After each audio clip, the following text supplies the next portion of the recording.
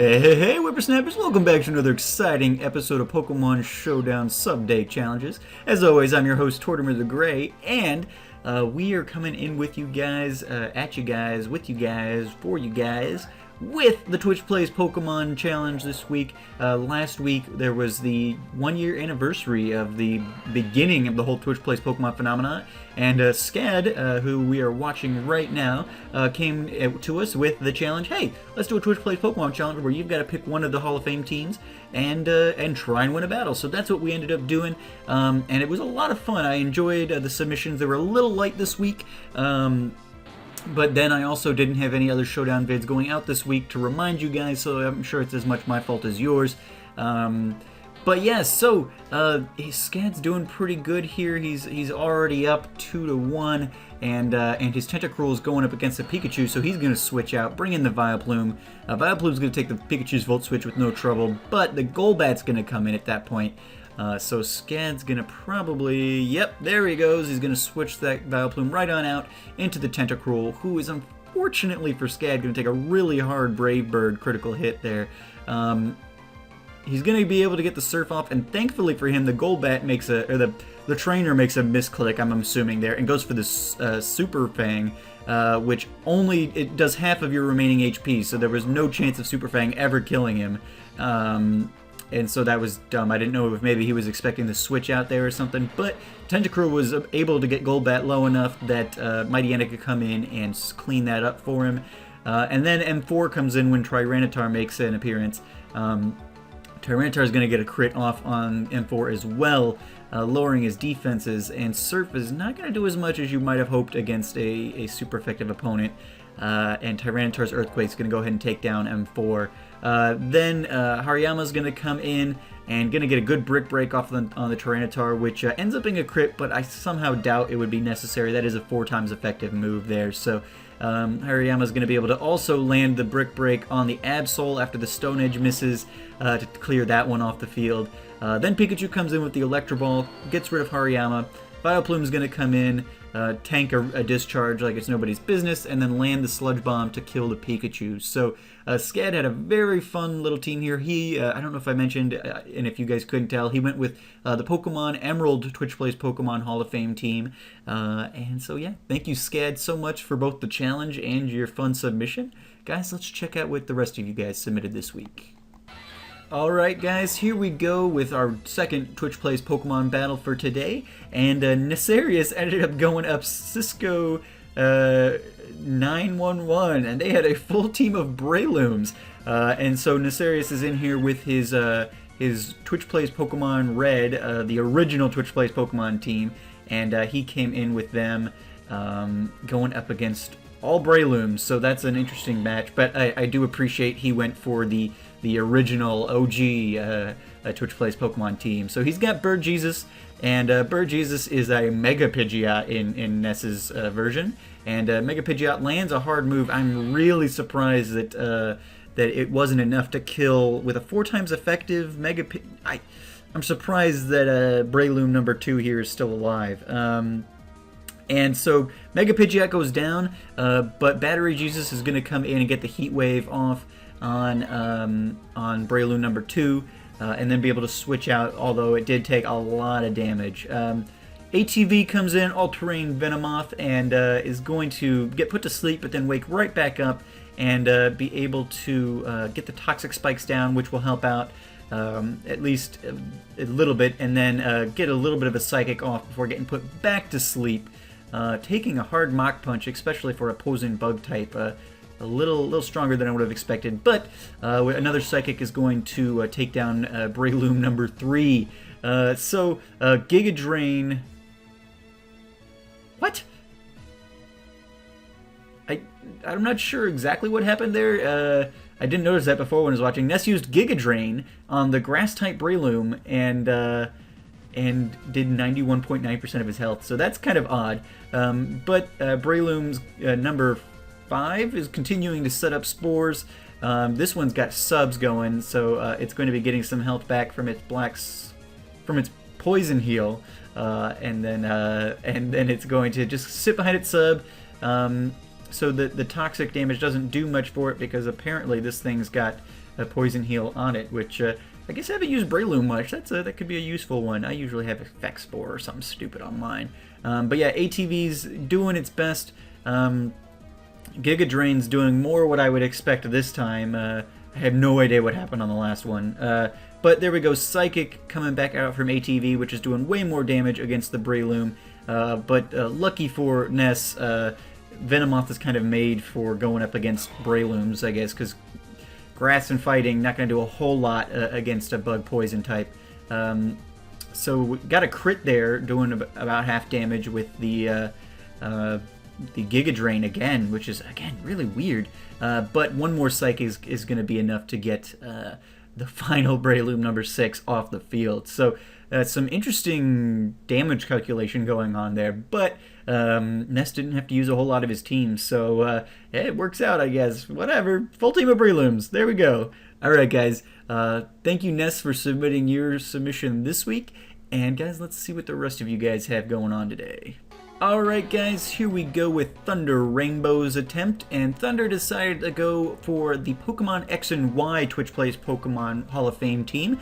So you can see they've got the Lapras, the Charizard, the Absol, the Xerxes, whatever the legendary from this generation was, and then Aegislash and Hawlucha. There we go. I was like, I know what the name of that thing is. But yeah, so his opponent has a Jolteon here, which apparently does not have any electric attacks, which is very strange to me. Kind of boggles my mind, and even more so, even with the Jolteon not having electric attacks, still wasn't able to defeat it. So a little rough start for both people there, I guess. But Xerneas was able to come in and one-shot the Jolteon, so I guess that works. Clean it up pretty quickly.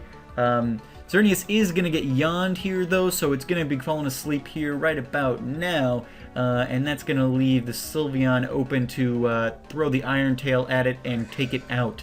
At which point the Aegislash comes in, going to negate the Attract there, and its own Iron Head is going to go ahead and kill the Fairy-type Sylveon. Sacred Sword does a little bit of damage to the Haxorus, but Dragon types are going to kind of shrug off most fighting types. But if you've got enough time to do 3 of them, 3-hit KOs without taking any damage, I guess you might as well go for it. Mega Lucario then comes in, forgets that, apparently has forgotten a couple times here that Ghost-type Pokemon are immune to things. I'm thinking maybe the opponent doesn't know exactly what they're doing, because some of these are kind of blatant, just real bad plays. But Charizard comes in, is going to take care of the Aegislash, and then Mega Charizard X is going to come in here and going to use Strength on regular Charizard here, which is I'm sure Thunder decided to use. I think I said somewhere. I think it was only in the comments though that I wanted you guys to use like the actual movesets of the Pokemon from the game, because it lists them on that Bulbapedia page I listed. So I'm sure Strength was on that Charizard. But yeah, so Suicune's not able to take down Mega Charizard X, and Charizard is able to get the kill and then kill its brethren there, and Thunder's able to take it on without even having to bring out Hawlucha or Absol. So Thunder, thank you so much for submitting a battle today, picking a fun, unique team to play around with here. Nobody else chose to do Pokemon X. Actually, most of you guys were unique except for me, which we'll see my battle here next. Alright guys, let's jump into it. Alright guys, here we go with my battle for today. I decided to go, I said I wasn't very unique, I decided to go with the original Twitch Plays Pokemon team as well. Come in here with Lord Helix, and my opponent had a pretty good team, and so I was pretty happy with this win. It took forever to get this battle because not a whole lot of people out there doing Gen 1 OU, and so I decided to do the original team, and I was like, you know what, just for giggles, since I kind of discovered the Gen 1 stuff on here, it's got all the old sprites and everything, I decided to come in and go ahead and do that. So that's what I did for today. I've got all the original Twitch Plays Pokemon here. We got ATV and Lord Helix, and Bird Jesus and Battery Jesus, and the whole gang is here. So yeah, I had a lot of fun playing around with the original Pokemon in kind of the original tier, and despite the frustrations of like 2 other people who are doing Gen 1 OU at the time. It was a lot of fun. So I want to thank you guys so much for putting in your submissions for this week. I really do appreciate your guys' continued support on this. It's a lot of fun for me to watch you guys do it. And it's fun for me to throw these together and get to commentate your battles and things like that. And so I just enjoy the interaction that this one allows. So I'm so glad you guys suggested the series and that you continue to participate in it. Bird Jesus fails against a golem here. The golem goes ahead and explodes. I want to talk to you guys a little bit about a couple of things. First off, for the month, so until like the second week of April, I'm going to be giving up most of Showdown for Lent, just because I need some time to work on some other things. And so I'm going to continue on my main series, but except for Subday challenges, we're not going to be doing any more Showdown on my channel for a little bit. And second week of April, it's coming back. But I needed to drop something, and we're not really losing anything by dropping Showdown for the time being. So we're going to not be doing those for just a little bit of time, because I need some time to get some other things going. I'm starting up another channel completely unrelated to gaming and things like that. So I got some things I need to do, and I need some time to do it in, and I figured Showdown was the best. Some views were dropping on some of the other Showdown stuff. Was frustrated with Road to Rank. Little Cup, Tiny Tuesdays views were dropping. Usually Thursdays were pretty good, but I just figured we'll drop all Showdown besides Subday challenges for a bit, and then second week of April we'll go back to our regular scheduled programming. But just so you guys know why there wasn't any last week, Ash Wednesday was on Wednesday, which started the Lenten period, and generally people are like, oh, I'm giving up chocolate or stuff, and I'm giving up most of my Showdown series. So just wanted to let you guys know that. For this week's challenge, in kind of like we did with this week, where we did it in honor of TwitchPlaysPokemon, which happened in the previous week, Chinese New Year happened on February the 19th, which was just Thursday.